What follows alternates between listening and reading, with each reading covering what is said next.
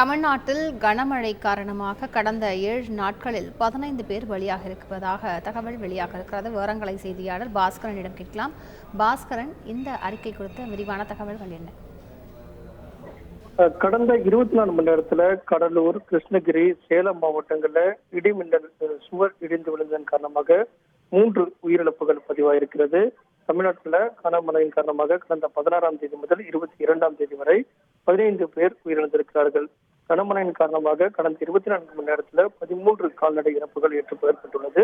40 குடிசை வீடுகள் சேதமடைந்திருக்கிறது. நிவாரண முகாம் என்பது ஈரோடு மாவட்டத்தில் அதிக மழை காரணமாக ஒரு நிவாரண முகாம் அமைக்கப்பட்டு அங்கு 136 பேர் தங்க வைக்கப்பட்டிருந்தார்கள். அவர்களும் இன்று வீடு திரும்பியிருக்கிறார்கள். நீர்ல மூழ்கிய பயிர்களுடைய கணக்கெடுப்பு பணி என்பது ஏற்கனவே தொடங்கப்பட்டிருந்தது.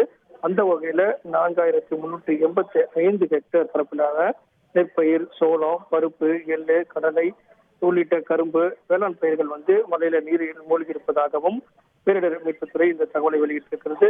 அடுத்த 2 நாட்களுக்கும் மழை என்பது தமிழகத்தின் பரவலாக இருக்கும் என்பதும் மீனவர்களுக்கான எச்சரிக்கை விடுக்கப்பட்டதன் காரணமாக வானிலை ஆய்வு மையத்தினுடைய எச்சரிக்கையை புறப்படுத்த வேண்டும் அப்படிங்கிறதா பேரிடர் மீட்புத்துறையினுடைய வேண்டுகோளாக உள்ளது. முழு விவரங்களுக்கு நன்றி பாஸ்கரன். செய்திகளை உடனுக்குடன் தெரிந்து கொள்ள உடனே சப்ஸ்கிரைப் பண்ணுங்க.